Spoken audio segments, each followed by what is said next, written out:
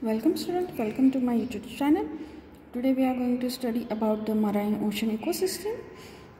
So as we know that what we studied already the two types of ecosystem, that is freshwater ecosystem. We already studied in that. What we studied the lake ecosystem and the river ecosystem.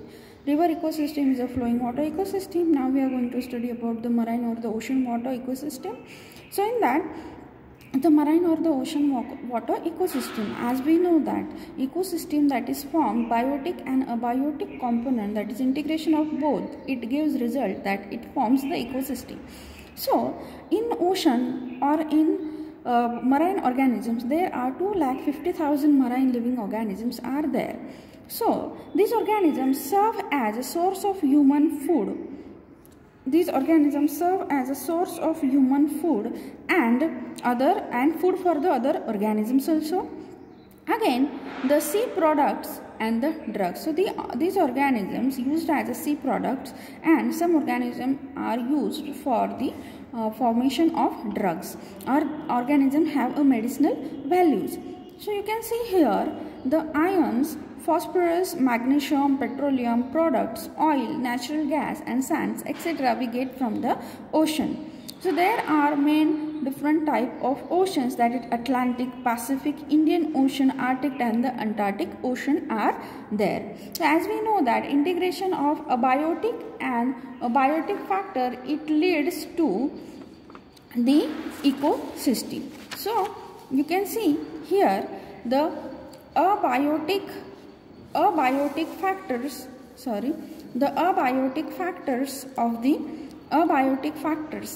of the ocean ecosystem. You can see here the salinity is one of the abiotic factor.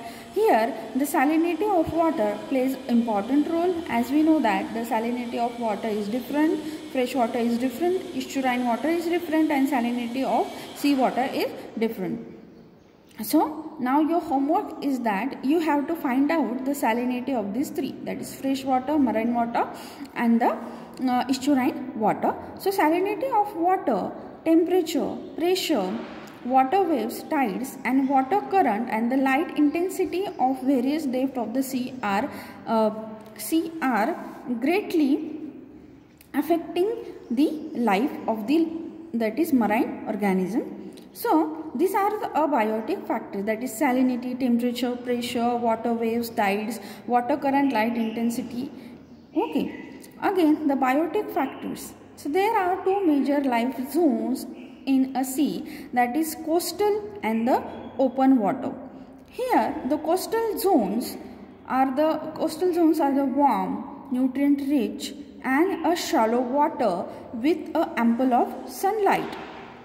Okay, with the ample of sunlight, with high productivity and harbor reach of the biodiversity. As we know that, so when the sunlight penetrates to the particular zone of water, it shows the high productivity because photosynthetic organism that developed in this zone, that is obviously the plant, that is producers.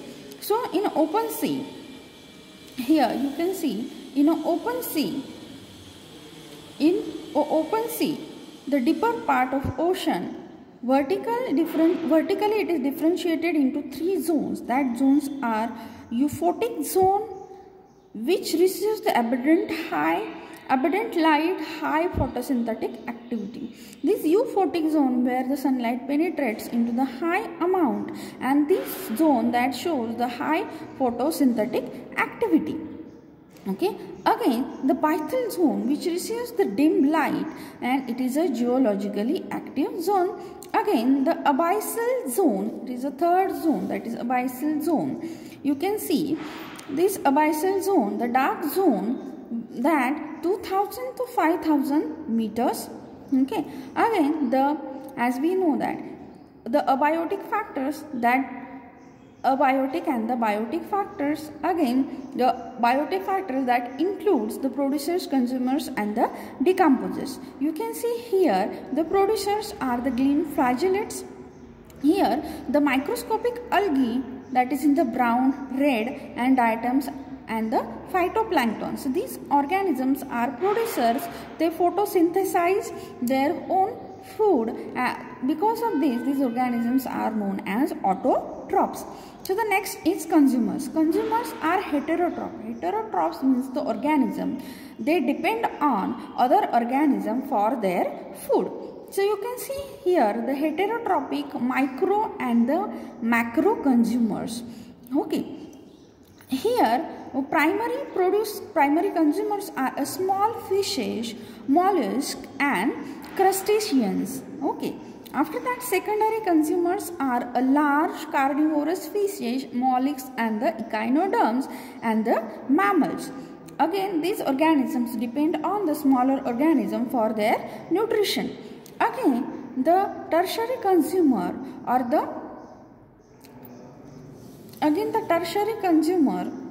you can see here, again the tertiary consumer, that is top consumer, it shows a shark, that is large fish, cod, octopus and squids. So these are the organisms. Okay. So once again we are going to revise, that is producer, biotic component that shows the producers, consumers and the decomposers. Again, producers are the green flagellate organism, microscopic algae, brown red diatoms, phytoplankton. Consumers are the organism. They depend on the other organism for their nutrition. Here the heterotrophic micro and the macro consumers. Small fishes, secondary, that shows the large fishes, and the tertiary are the top carnivorous. It shows consumers, it shows the shark, that is large fish, cod, octopus, squids and the man. Okay, that depends. So the fish eaten by the man also. So these are the consumers. Okay, the next component is decomposers. Okay, the next is decomposers. As we know that the decomposers are nothing but the organism, that is bacteria or the fungi that decaying the dead and the organic matter of micro consumers. So the complex food, it is converted into a simple food again. So this is our end of, that is marine ecosystem. Okay, so here the next point is estuarine ecosystem. So what are estuaries or estuarine ecosystem?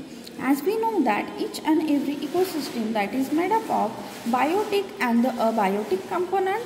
So the integration of abiotic and the biotic component, it leads to estuarine ecosystem. Again here, estuary is bounded by the coastal area.